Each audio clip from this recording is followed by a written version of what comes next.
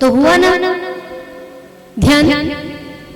यहां बैठते हैं, जब तक हृदय में भक्ति मैया प्रकट हो जाती है, कई प्रकार से मन में विवेक आने लगता है, अरे सही बात है, आज दीदी ने ऐसा कहा, स्वामी जी ने ऐसा कहा, महाराज जी ने ऐसा कहा, आई ना भक्ति।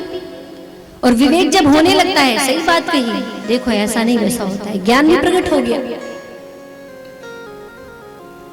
और जब उसके ऊपर मनन चिंतन करने लगते हैं, देखो सुनने की 3 पद्धति है, मनन, चिंतन और निधिध्यासन।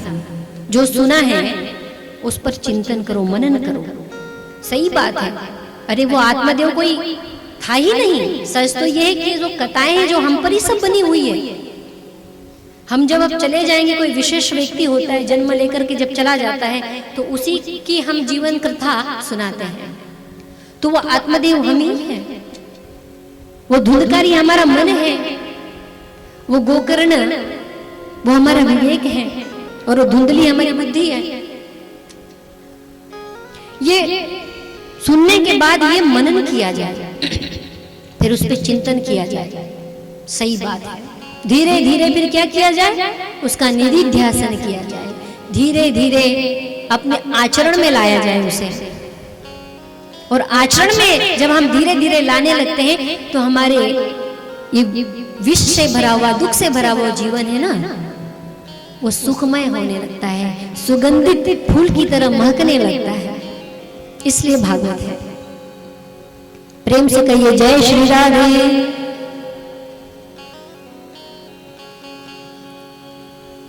ऐसी सुंदर भागवत इस कलिकाल में उन ऋषियों के द्वारा हमको प्राप्त हो गई।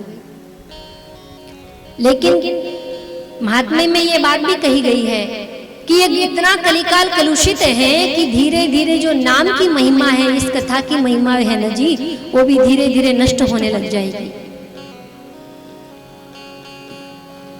बुरा नहीं मानना, पर एक बात सही कहते हैं, भागवत की कथा सब कराते हैं, लेकिन भागवत के जो तत्व पर किसी का ध्यान नहीं होता।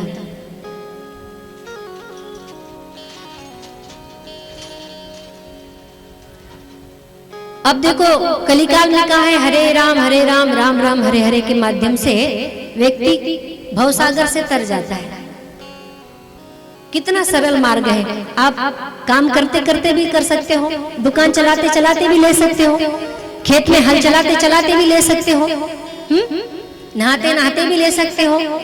लेकिन इतना सरल होने के बाद भी हमको उस पर विश्वास नहीं है ना। इस कारण से वो जो नाम की महिमा है वो भी जाती रही।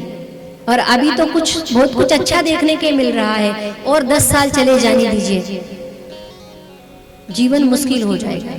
इसलिए कहते हैं कि बाहर को सुधारने की बजाय अंतर मन को सुधारिए। अंदर जो कलयुग बैठा है ना जी, उसको बाहर निकालिए, वहां भागवत को प्रकट कीजिए, तो जीवन इस घोर कलिकाल में रहते हुए भी इतना आनंद से चला जाएगा कि पता ही नहीं चलेगा। मन की उच्च गति को प्रदान करने के लिए श्रीमद् भागवत है। बोलिए वृंदावन बिहारी लाल की जय।